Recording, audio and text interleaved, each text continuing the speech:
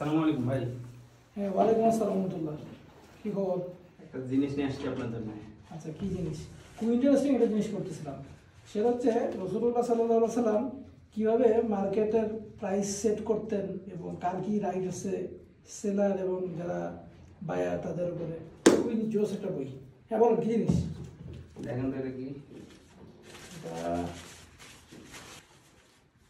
লেখা তো খেজুরের গুড়, খেজুরের গুড় তো না, তেল তেল দেখা যাচ্ছে। ফ্লেভার নাকি? বাবা রে, আর্টিফিশিয়াল ফ্লেভার। আচ্ছা, এই যে সেদিনকে একটা দেখলাম, একটা নিউজ দেখলাম যে খেজুরের গুড়ের মধ্যে খেজুরের গুড় বানাচ্ছে, ভেজাল খেজুরের গুড় বানাচ্ছে।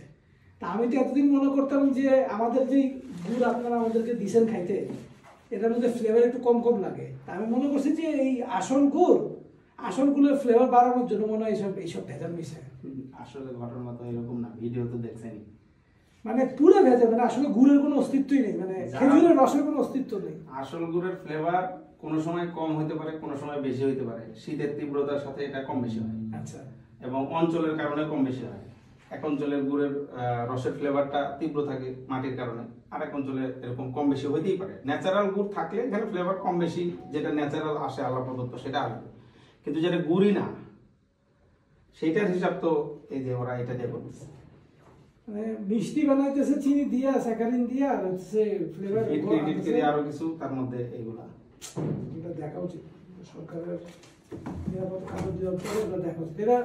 এটা তো মানে বাজারে, মার্কেটে, ওপেন মার্কেটে আমি ওই জায়গায় মানে অ্যাভেলেবেল এগুলো বিক্রি হচ্ছে দেখে তারপর ভালো কৌতূহল বশত তাহলে একটু দেন তো, এটা 300 টাকা দাম মাত্র। যদি কত কত টন গুড় হয়ে যাবে। এটা আসলে আইডিয়া নাই যে কত টন কত পরিমাণে ডাললে কি হয়। আমি বললাম যে ভাই আমার একটু দেওয়া যাবে, তো দিছে।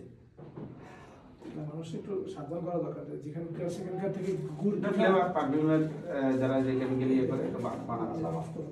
যাই হোক, আমাদের গুড় মানুষজনের, আমাদের গুড়গুলো তো একেবারে আলহামদুলিল্লাহ। গুড় তো খুলে দেখছেন, খাইছেন?